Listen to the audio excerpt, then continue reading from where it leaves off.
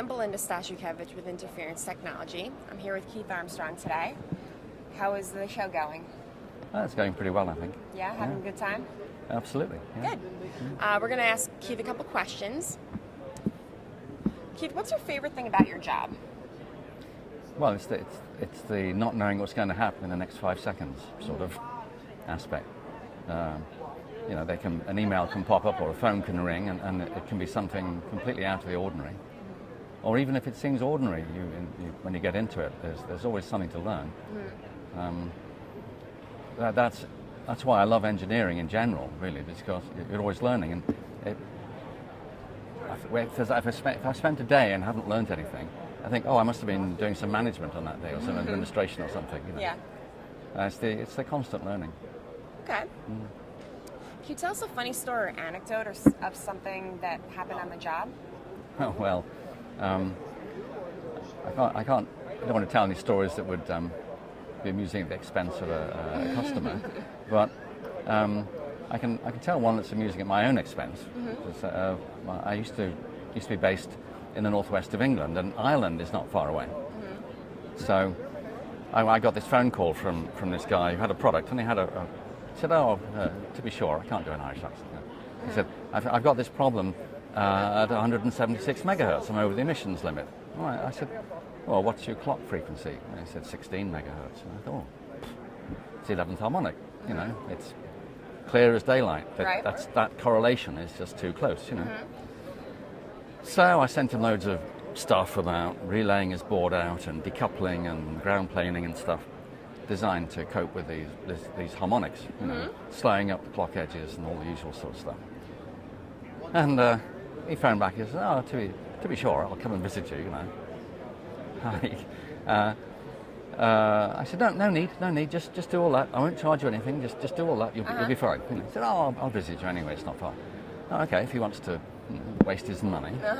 So he came visiting, and he put his product on my ordinary office desk.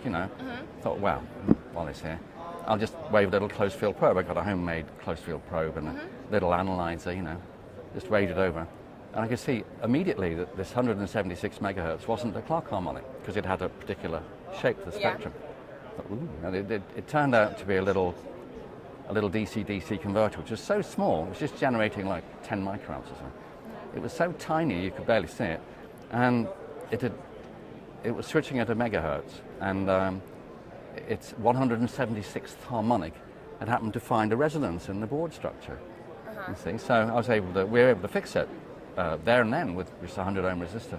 But the thing was, I felt like, I just escaped there, because I was so sure that he could do all this, it wouldn't cost him anything, and he'd be out of trouble.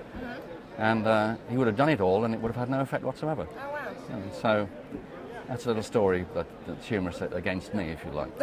So now I always think, whatever I think the problem must be, I always have a little wave around with a close field probe just to make sure. Okay. How's your job evolved since you started out? Well, I didn't start out doing any training or writing any articles. I just did stuff for people, and then as I got to feel more comfortable with solving the EMC problems. I've been an electronic designer and manager for 20 years, but being an independent consultant is a different sort of issue. You're on your own, you've got no backup sort of thing. So as I got to feel more comfortable, I started to write a few little articles and go to a few little UK conferences and things. And then a startup magazine editor asked me to write a series of articles for him, which I did. So I sort of got into writing and stuff. And the customer asked me to do a training course for them, for that stuff. And that was what, mid-90s, and I hadn't done any training courses before then. And it evolved from there. So now I spend a lot of my time writing articles and a lot of my time training. In fact, some years 50% of my income is from training courses, mostly in-house ones, which is why they don't get advertised in your magazine, because they're not like public Right, public right. affairs. But and that varies, you know. Like I can be doing all training courses or none. It's impossible to predict. Right. But in terms of the technology, it's just what you'll hear from everybody. It's just smaller and more complex and faster Yep. all the time. Yep. Absolutely. So let's ask you a couple of fun questions. Not that those weren't fun, I'm sure. What celebrity, dead or alive, would you like to have dinner with, and why? Oh gosh. Well, I have to say Maxwell. Okay. Right. Because it's his, it's his bicentenary or something. You know? And I did Maxwell's equations at university, and I could do the math, you know, but I didn't really get a feeling for them. And now, what, 40, 50 years later, I've got an actual feeling for them, and they're amazing things. So to be able to chat with the guy over dinner would be totally amazing. But would you call him a celebrity? Who's known, so yeah. Yeah, okay. I would say, definitely. Okay. When you want to relax, what do you like to do? Well, I like to read a book. This is so exciting, isn't it? Yeah. I mean, actually, just to get an hour or two in an evening to read a book is just wonderful, you know. But if I have a holiday, I like to get away and go and see some. In the UK, we call it countryside. Yes. Do you call it that over here?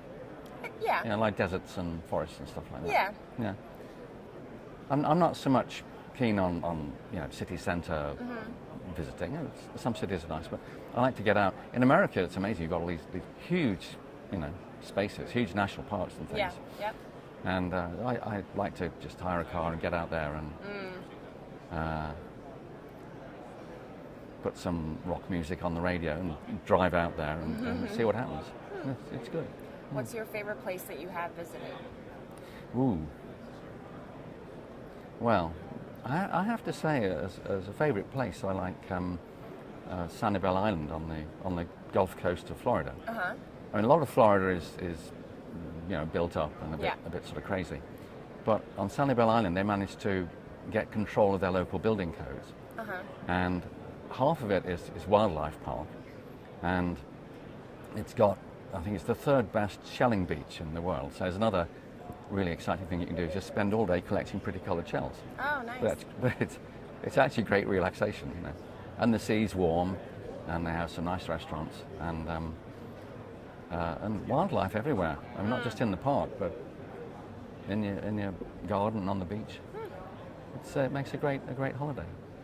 Very nice. So yeah.